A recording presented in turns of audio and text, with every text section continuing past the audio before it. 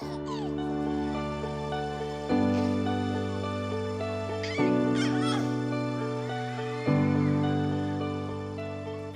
had healthy snacks filled up in the fridge. Dinner was always on time, perfectly balanced meals, the fun mum. Like I was literally, every box you could tick as to what a perfect mum looked like in society.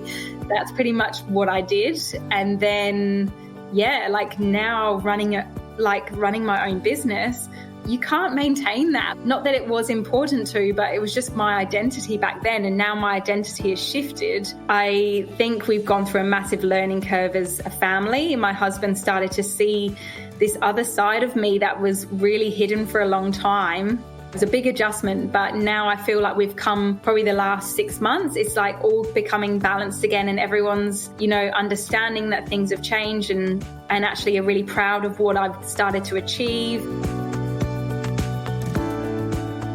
Hello and welcome to Parenthood, conversations about life after kids. I'm your host, Leonia Kiddenor, and every fortnight I will bring you discussions about the real and raw realities of parenting, life behind the Instagram filter. Join us as we laugh, cry and bond over the organised chaos that is parenthood. Jen, welcome to the podcast. So great to have you with us here today. Thank you for having me. So basically, Jen, you're a sleep consultant with your own business, Sleep, Thrive and Grow, which in itself is an accomplishment. So well done, girl, on having your own business. Yeah, I would say I had my first grey hair the other day. I'm pretty sure it's down to starting this business, but very happy with where it's at.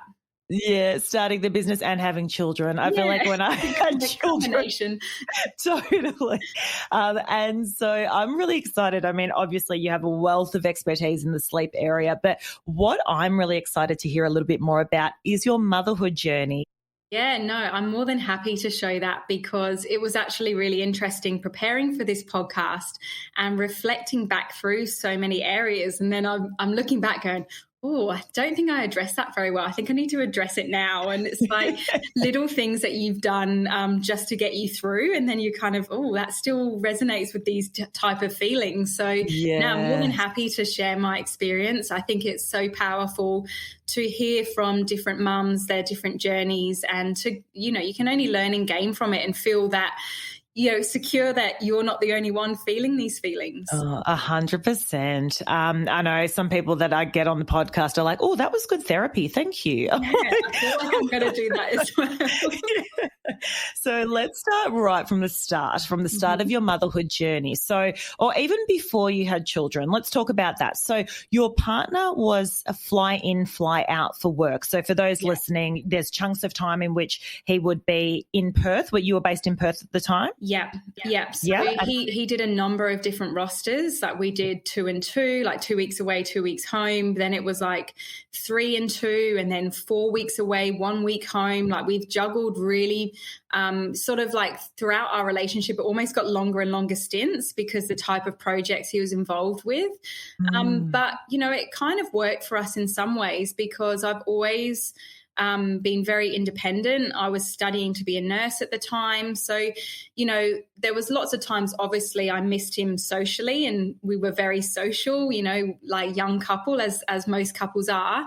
So definitely times I felt that absence, but the majority of the time I kept quite focused and I had my own kind of life. I wasn't kind of all just solely about him. So it was like swings and roundabouts, but probably the 4-on-1, 4 weeks away and 1 week home, was our biggest test as a couple because that was, over half our relationship was FIFO. And, I ended up starting to grudge him when he came home because the house was like how I wanted it for 4 weeks. And then he would come home for a week and it would just be like destroyed, or he would leave stuff everywhere. And I was trying to be happy that he's home. But at the same time, I was like, oh my God, so we knew that wasn't a sustainable amount of time to be away.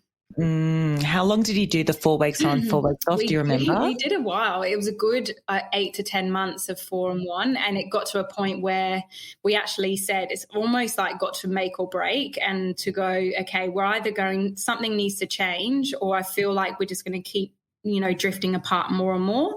Although we talked every night on the phone, it was just not having that physical being all the time. So, and, I know out there's women that do even longer stints. So I literally take my hat off to them that are surviving this and going through this when they don't always have a choice to change. Must be really, really tough. Did you have children at the time when he was doing the 4 weeks on for 1 week? No, thank goodness. Yeah, but we did do some long rosters when I became a mum of 3. We did 3 and 1 for a while. Like we did a really tough stint that was really hard. And then we went to 3 and 3. So it was even time. But that was, sole parenting for 3 weeks straight with 3 kids under 5. So it was, we've definitely, had big transitions and big moments of time apart trying to juggle parenting as well. You mentioned when he was doing the 4 weeks on, 1 week off, that you did get to a point where you thought, you know what, we've got to assess our relationship here and work out whether this is going to be sustainable.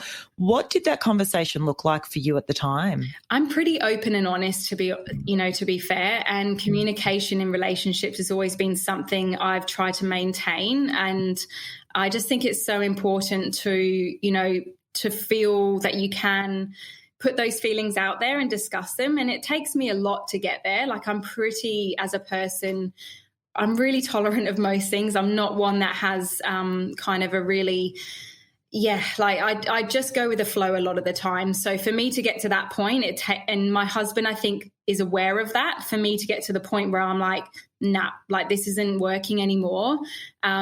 I can see our relationship starting to break down, and I don't like that feeling. I don't want it to be there. What can we do to change it? So he, automatically he sort of listens straight away. He's like, right, she's at that point, because I just know how tolerant she is in general. So it was very just open and honest conversation. And we just talked through what's been going on. And I said, I don't want to keep like hating the time you're home. Like if I'm starting to hate when you're home, not enjoy it, then that's something that needs to change. Did he then scale back on the schedule? What happened then? Yeah, so that involved him talking to his work, looking at different options. So I was like, anything is better than this. It wasn't that like I needed him to stop FIFO life, because that's all we had known through our whole relationship. And it's something that I was okay with. And it was where he was in the industry he's in. He went from mining to oil and gas, and it's a lot of FIFO work. So, I wasn't asking for a whole career change, just some kind of adaptability.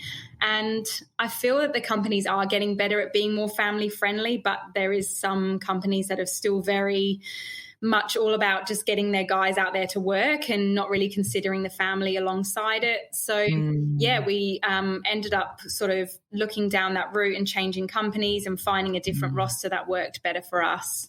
And at what point did you start thinking we might sort of look into having children and start trying? And as you were having those thoughts, did you think about how potentially his lifestyle and work life would impact on, essentially your ability to parent together? See, I don't think it did, because my parents are both very capable people, or that's what they put out there is, they're always doing things. They're just busy, and they just get on with life, just get on with everything. So I just being brought up in that mentality, I was like, oh, just get on with it. Like, this is just how it will be. Kids will just fit in and we'll just go with the flow. Like, I really wasn't stressed about not coping at that time. I thought, this will be fine. But it's all good saying that before you have kids, and then you have kids and go, oh my gosh, it is another whole different ball game when you're dealing with a child and it's all on you when your partner's away. Is there a time that comes to mind where you thought, okay, new mum, got little bubs, I'm by myself, hubby's at work and potentially gone for a week or 2 weeks or whatever it looks like. I don't know if I can do this. Like, this is really hard. Yeah, it was. I think there was many times I felt like that, but I stopped myself allowing myself to feel like that. So there would be so many times I would just sit there and just like almost not want to go downstairs because I could hear like everyone starting to wake up, and I was just like, I'm not ready. Like I don't know if I've got the energy to do this again. And but yeah, I was sort of very, as I said, that capable kind of techniques I've learned or been brought up with, they would kind of switch in, and I'll just go almost like pull yourself together, like get on with it and do it. And yeah, it would be something that I did quite often, and, you know, go through phases of wanting a wine at 4 p.m. because I'm just like exhausted and just, you know. Feel you. Yeah, like, so definitely had many moments where, yeah, but I sort of just wished I was a little bit, looking back, I was a little bit kinder to myself and allowed actually myself to cry and maybe just release some of that. Whereas I just used to I just pushed it down and carried on all the time. And I was almost too scared of letting my kids see that I wasn't coping. And I really regret that now. Like, you know, I've definitely learned from it, and I can see there's a big lesson behind that. But I think if I was to start again, I would, you know, and I am now already doing that different kind of parenting style with my kids, where I allow them to see when I'm overwhelmed. I allow them to see when I'm sad.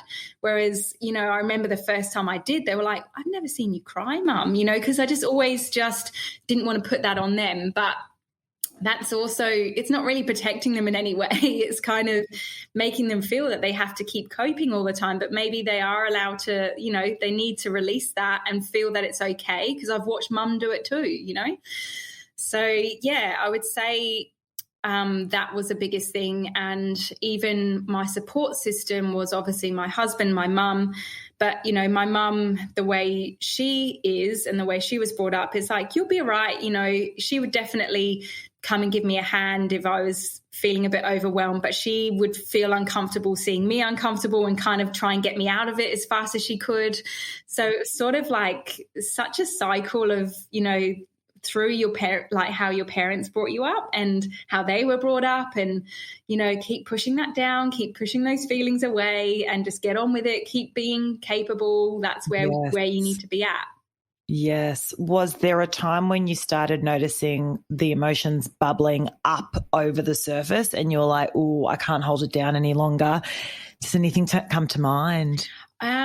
So I had a few, like the one time, this was when we were living overseas, I had a moment where my son banged his head on the coffee table, and thank goodness it was actually the time when my mum just arrived, literally probably 2 hours before. So she came for a visit, and in all the excitement, my son was it was 3 years old, going through a suitcase, and he like fell and banged his head, split his head open. We're in a foreign country, and I'm like, oh my gosh. So drove to this hospital, non-English speaking, you know, my son's head's like pouring with blood. Thank goodness I'm a nurse, so a certain point of me was like, you know, able to kind of manage it to a certain point. But that was like a really traumatic experience, and I almost just had enough then, because I took him there, and the way they went about things was, yep, we're going to have to stitch it up. And they said, give him here, like bring him here. And like I was just sort of like this nervous mum, like, oh, here's my son, trying to sort of, you know, not be that foreigner that's kind of just jumping in, just thought, right, I'll just let them do their thing, handed him over, and they went ahead and put him in like a straight jacket, like no talking to him. Literally his arms were down by his side. Imagine doing this to a 3-year-old, right? And then strapping it like this, and then going in to inject things into his head. And in that moment, it was just probably the most horrific moment I've ever experienced as a mum, and just that overwhelm, frustrate, like every feeling was just too much. And, you know, they ended up having to sedate him. They tried sedating him once, and that didn't work because his like adrenaline and cortisol would have been just ridiculously high at that point. Then they sedated him again and almost like comatosed him, like it was just really horrible. And since then, his issues with medical and doctors, like we always talked openly about, you know, when you've needed to get an injection or things like that, but he developed a like lifelong fear and we're still working through it now. He's 9 years old, just with certain things, but it was just, that was probably the biggest heartache moment as a parent, where I thought, I'm done with coping. I've failed right now. I've my son, I've just put him through. Like, I had no control, felt like I had no control over that situation. Just, and when you see like the after effects, it kind of just keeps reliving. You're like, oh my gosh, like, so that's probably a big one for me that I still struggle with now. Like, how could I have done that differently? How could I approach that? I should have been more assertive and said no, and, like, just so many little things. It's so hard, isn't it? And for those listening, Jen's referring to a time where they actually your whole family moved to South Korea due to your husband's work. So, that in itself, foreign country, different language, even just the idea of moving and being, elsewhere for a long time with children is enough of a sort of a thing to sort of have to get your head around. And I mean, I lived in China for a little bit. I actually studied Chinese for a number of years, and I know that I never really wanted to be in like a foreign hospital, in a hospital there. And it's not about China versus South Korea versus Europe versus Australia. It's just more that you're in a place where, I did speak the language. I spoke Mandarin and I was still nervous as hell, and I knew what everyone was saying, let alone not knowing what people are talking about. They're jabbering away, and they also have a different way, at least the Chinese, of sort of handling the situations. I think in Australia we're very polite and, oh, please, would you mind? And versus there, and particularly with the younger generation, it's just kind of like, come here, or you're going to do this and this and this.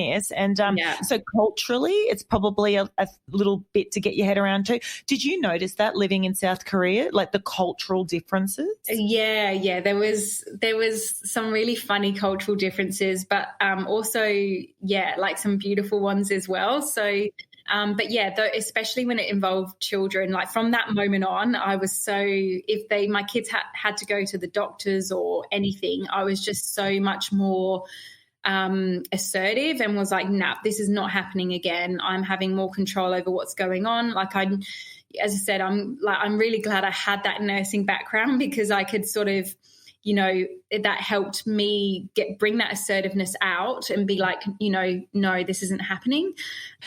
Did you ever feel resentful that you didn't have your partner there at times in which you would have felt very vulnerable?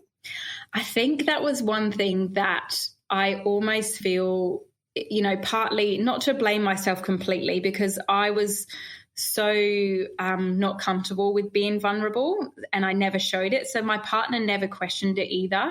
So I almost set myself up to not expect anything more.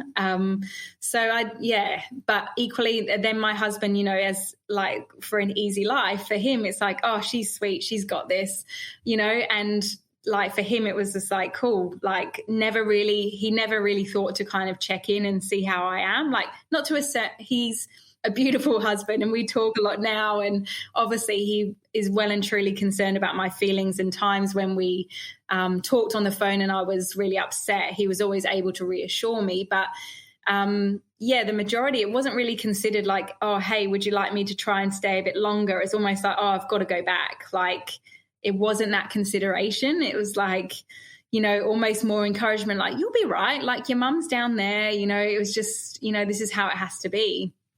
I sort of feel like he's done a bit of a 360 as well now with work, because he was so like where he was in his career, it was really taking off and he was getting a lot of respect in his career position. Like, it was like he was in his peak of career life. So we were having kids amongst where he was, and I loved seeing him grow as a person and just seeing his him meeting and just feeling so proud of himself. And like, so it was like, I almost just forgot about I just let that happen and just thought, oh, I'll cope. Like, he's really, I want to support him through this stage in his life. But now he's like done a 360 himself and is like, work for him is a means to an end. And now he's like, I'm all about the family, kids, quality time, spending time with my kids. Whereas, in the early stages, it wasn't that way at all. Was there something that changed that was there, or was it over time something changed? Yeah. I think what happened was my son got older and he then started to really struggle with my husband doing FIFO work. Like his level of like separation from his dad was, because when Ryan was home, he would spend, time in the shed, like Jax was next to his side the whole time. And then when he left, that was a big chunk of his kind of what he really enjoyed just went for a few weeks. And every time he left, it just got harder and harder for my husband. Like they would both end up in tears, and it was just like, what are we doing? Like, is this really worth it? Seeing like our son so upset, but I'm upset as well. So I think it was that for him that he realized that, yeah, their bond is so huge, and they're like two peas in a pod. And it was like, they just wanted to spend more time together. And that's what really did the flip for my husband. So until that point, were you very much that sort of more the supporting role in that, husband very ambitious, I've got it when it comes to family, I'm happy doing what I'm doing, I'm a full-time mum and I'm super content? Or was there a little bit of, wouldn't mind thinking about doing something myself that's a little bit, going to progress my career or, follow my passion? Where was your head at during that point? Yeah, I think I was very focused. That was my role. I really let my feelings go in regards to for me, I wanted to be the best mum I could be. And I just found avenues what I enjoyed in my motherhood journey. Like, there's lots of it that relates to my personality. Like my nursing is like nurturing, that empathy, so for me it's like I did that with my family. Like I created that bubble of where I was this kind of the soul core of everyone's well-being in a way, and I did forget myself in the process a lot of it. I'd feel guilty wanting to go out for a walk or meet a friend on my own. Like I felt like I wasn't, no one was doing that. It was like me doing it because I was like, oh, everyone needs me and everyone feels more happier if I'm around, so I'll just stay around. But there definitely was moments I could feel that came up, and I just sometimes I was, would be like, no, I really need this. But majority of the time I'll just be like, oh, it's all right. I would say, oh, I just need to go for a walk or something. And one of the kids would say, can I come? And I would just go, okay. And, whereas I probably really needed that 10 minutes, 15 minutes on my own, but I kept going, okay, I'm going to be there for everyone and just, make people please. Like it's in my blood, unfortunately. I can relate.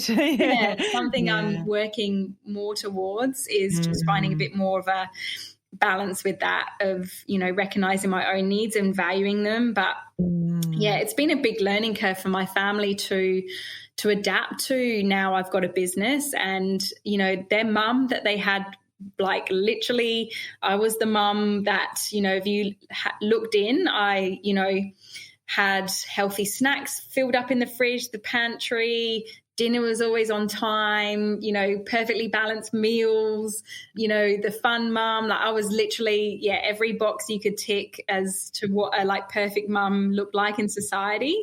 That's pretty much what I did. And then, like now running my own business, you can't maintain that. And it's just not. And not that it was important to, but it was just my identity back then. And now my identity has shifted.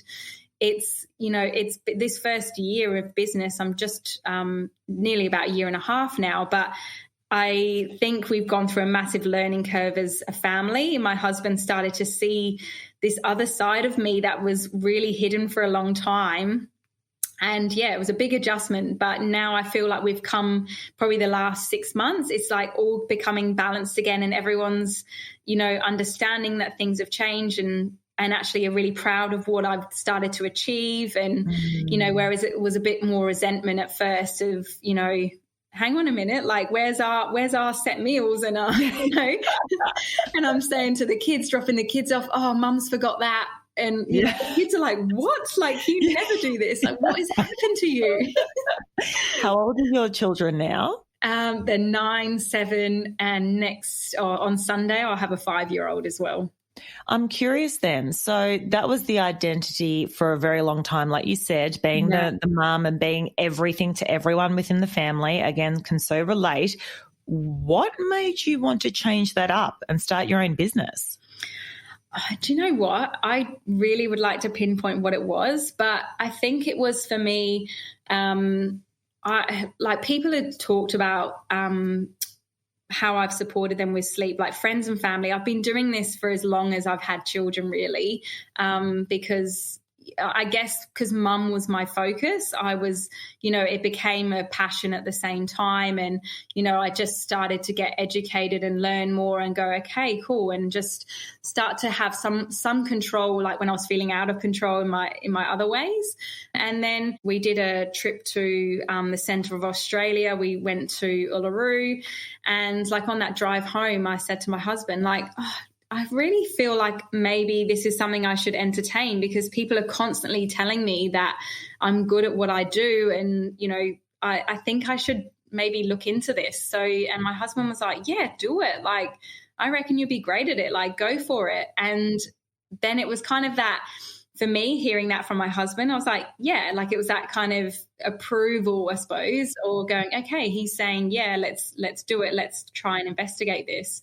And then, that led me to study. But I think now, if I could go back to like where we were, like, maybe 8-10 months ago, he probably regrets even saying that for that little moment of time, because he did lose me for a while, because I was like, once I started to look into something that I liked, this passion just ignited and it kept growing and growing. And then I was like, oh my gosh, I can do this and blah, blah, blah. And I just felt this whole new, I'd always worked for people, like a nurse, or done things for others. And this was something that I was getting so much out of for myself. But it was, it benefited because it was a business at the same time. But this ignition inside of me went like full blown. And then that's when my whole family were like, holy, what's happened here? So it was like, it's like all this built up stuff just kind of came out and into my business. And I love that. And now I feel like I let that all out. And now I feel like things are coming back to a more, like, things are just manageable now. And I'm kind of going, okay, I almost needed that big burst. It's like when you go out for the first time when you haven't had a drink as a mum and you've just stopped breastfeeding or something, you just go nuts, and then you start calming down. And then, you can always see the first time mums that are going out for the first time. They're like next level. I sort of felt like that with my business. It was like, wow, like I couldn't get enough of it. I was like, oh my gosh, like where's this fire coming from? And like obviously that's not sustainable for anyone, even myself. And then, now I feel like I can have my own thing. I can be a great mum still. I don't have to be a perfect mum. And that's not what mum is supposed to be, which I've had to learn the hard way, that actually my kids are much better for me, not meeting everything on time, not like getting this perfection version. So now I feel like things are just balancing and everybody's getting their needs met, but maybe not right at that moment. They might have to wait 5 minutes or whatever, but it was, the simple stuff, which they never had to think about before. Now my husband will walk in the door and be like, oh, so what's for dinner? Anything? Or, whereas before it was just there ready to go. He's trying to like test the waters, what kind of day she had. Like, So what does that do to your relationship, particularly when you are finding that, the dynamics are starting to shift now? You're not the sole person at home who's really looking after everyone in the family. I mean, were there any, it would have taken a little bit of getting used to from both of your parts. Huge. Like, what would you say to people who are potentially mums or dads who are wanting to do what you did, and what can they be looking for in their relationships, like, and managing that dynamic change? Yeah, I think it's, you've got to grow together. And if, at first having that resistance from my husband. And it's like I was feeling like on top of the world, and like this growth, this next level was coming out of me, and I was feeling like it was getting dismissed and like almost, nope, get back in that box, like you can't be so grown, like we can't, and it's, I think partly was a little bit of fear on his part, like I don't know, like I don't have control over this. Not that he was in control, but, now he's like, it's this unknown, and he's seeing this other side to me, and he's just not, it's making him feel insecure. So for us, it took a while to really get to the root cause of how we were feeling, because we both at times struggle with being vulnerable, and that's what it takes to be vulnerable. And we needed to find that. So there was a lot of back and forth, like arguing, nitpicking, like, just questioning what everyone's doing. And it went on like that for a while. And I don't know, for me, I would say find that place where you feel like you can talk to your partner and talk it really honestly and openly, and not have the stresses of busy, 3 kids. It's, when you come home from work, and I'd be still working, we had 3 kids around. We're not going to have this massive like blowout, like, or have a big D&M when we've got dinner and we've got baths, and, there's finding those times and making those times happen. And like whether it's going out, organizing a dinner, or someone to look after the kids where you two can have a moment. For us, it's like going to bed a bit earlier and lying in bed talking. Like that's where we, are kind of de-stressed from the day, and we can start to feel, and be vulnerable, like in a safe space. And that's where we kind of got through it, was those late night chats where, there's nothing involved, no alcohol, no nothing. It's just you're in that zone, because all those stuff can kind of stop you getting to that root cause. And, so that's what we did. And as I said, it wasn't like we sat down and said, right, we're going to be vulnerable tonight. It just took a while of like supporting each other with what we were saying. So, my husband would say something and I would then respond, I feel this way when you say that to me, and it was like that kind of counseling together, but rather than attacking, because that's what we did initially, because I was trying to protect this new passion and he was trying to protect his old wife, and where's that lady gone? So yeah, once we got over that, it was just that talking through. It's just, and it honestly, again, it could have made or break, like we could have gone either way, because but I think it's so important to, like I said, grow with your partner. And if you can't, or you stop them from growing, or that can be really, really difficult. Absolutely. And you both need to want to do that. And you both need to want to come to the party. You can't necessarily force someone who's not there, like who's not really ready to join the party. Like would you say that too? Yeah. And it's not like you're both going to be ready at the same time. I was well and truly ready before him. Right. And then it's kind of just gradually keep talking, keep entertaining that conversation until we kind of meet in the middle. And, for me as well, it's just talking to close friends that, are really good at, I've got one of my really close friends, like her communication skills are like next level. So, she's so into personalities and how to create the response that you want, blah, blah, blah. And she knows my husband so well. So I was like, how can I say it like this without creating this response? Because it comes from a good place.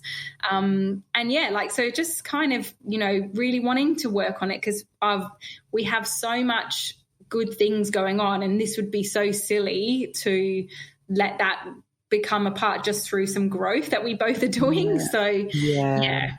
It's so true. And it's always a time in which, there's a real shock factor to the relationship, i.e. when you first have a child. Like I know the resentment was huge for me when I first had my first baby, because I was like, mate, you're over there going off to work.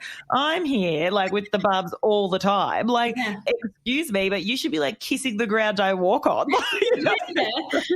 But like before then we were rock solid. And then, that happens and you go through your stage. And as you you said, there's the bickering and then this and that, and then eventually, you know, you get to a point where you're having conversations more regularly about how you can move through it. And again, that's why I asked about the career shift, because, you know, going from full-time mum to business owner, it's another massive shift. How did your children initially, because you mentioned your husband was like, what the, when you went full steam ahead with the business. How did you notice changes in your children's behaviour? Yeah, definitely. Yeah, they did struggle just like my husband with the changes in their mum and, you know, not being readily available and things like that. And yeah, there was, you know, and it was probably seeing my husband's feelings as well would kind of resonate with them too. And I think it took, again, when my husband and I went through this, and I realized that they all just actually really love having me around and they miss me, and they were just, and rather than seeing it in like, oh, you just don't want me to do this, it was like, no, they actually love, you know, and that's what my husband said, we just love having you around. Like, we love your presence. We love spending time with you. And that's what they were craving. But I kept thinking they were trying to like stop my growth or like where I was, but they were like, no, we just genuinely love and miss you. And yeah, so that was like, oh, to the heart, you know, just like, okay, something, I need to change this. I need to make this work. It's not just about me. If it was about me, I'd be, you know, doing this on my own, but I'm not. I've got a family, people I really care about and want to spend time with, and you know, no business is worth that. So it's kind of like, how can I have both, get my needs met? So I feel like as mums, or we've got to do so much, I don't know, so much more work or balancing and working this out. Like that, we've got a lot of, lots of things to sort through. We're so something to everyone. And it's like, how can we make this, fit for us as well? Any tips for parents listening who, you know, are trying to navigate this whilst having children? I mean, were you just constantly giving, like, over communicating with your kids and saying, look, mum's now doing this, mum will be back at this time? I don't know, setting boundaries. Like, how did you sort of navigate that? It's definitely like a work in progress still. But yeah, I stopped because I was like, you know, putting the kids to bed, and then I was working late. And then if, you know, a kid would come out of bed, I'll be like, oh, I'm just got to do this. And, you know, and I was like, nah, I'm not working after hours. I don't need to do that. Like, you know, when my kids get home from school, that's when I start to, you know, there might be the odd times I've got one or two people to talk to, but generally I'm like, right, no, mum switches on now. It is such a juggle, isn't it? Honestly, like, I mean, speaking, I'm a property developer and very sort of demanding career, and I love it. But I also, you know, love being a mum and all the other things. So I'm just listening to you talk and I'm like, yes, the juggle is real. So I love that. And if we come full circle, I think it's just, it's so inspiring actually to hear your story and see the different facets of your life and see the different kind of identity shifts that have sort of, that you've gone through. I think it's amazing. When you look back at that journey and even look back at, I mean, the person that you were prior to children, how do you think motherhood has changed you as a person?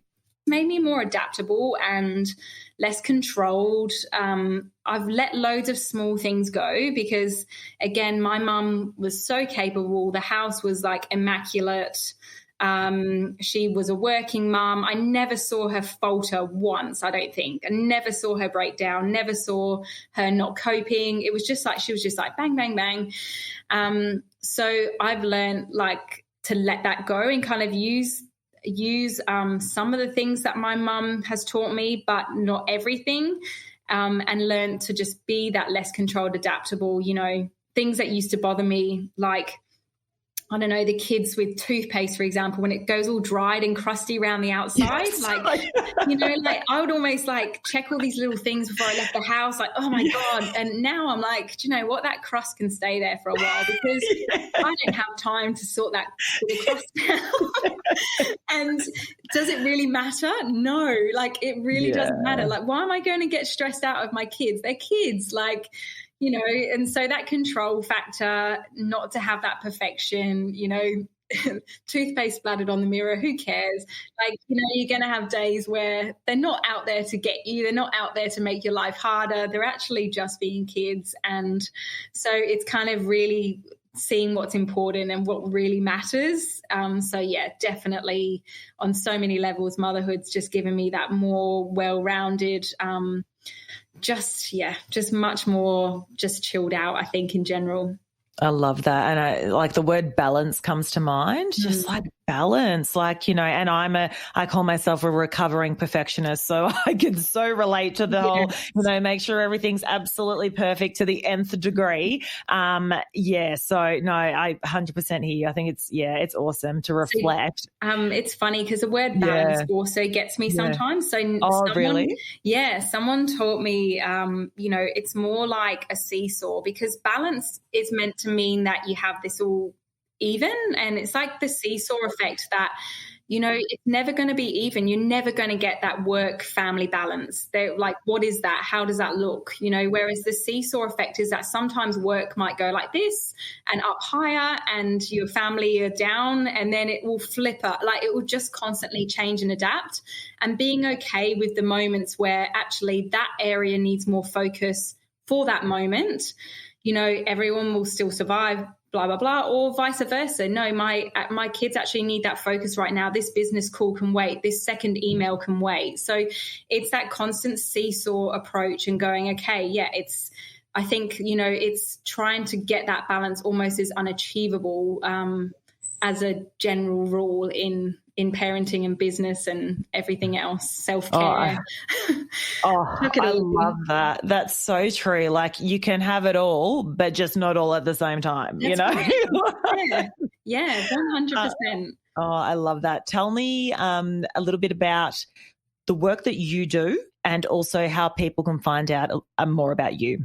Yeah. So my business is Sleep, Thrive, Grow. Some people say consulting, but Sleep, Thrive, Grow Consulting, or Sleep, Thrive, Grow.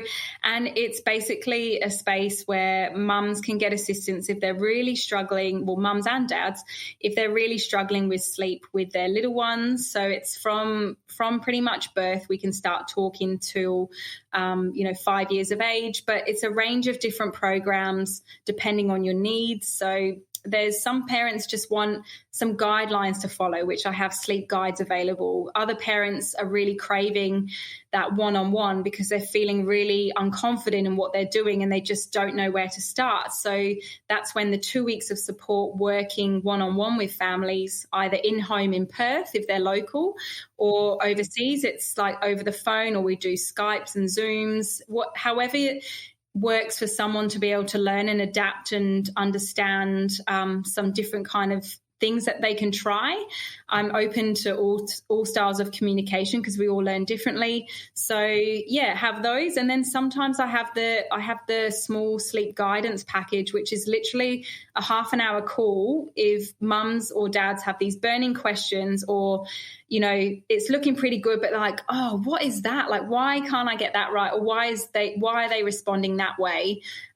We can just kind of go through and create some guidelines specific to that situation.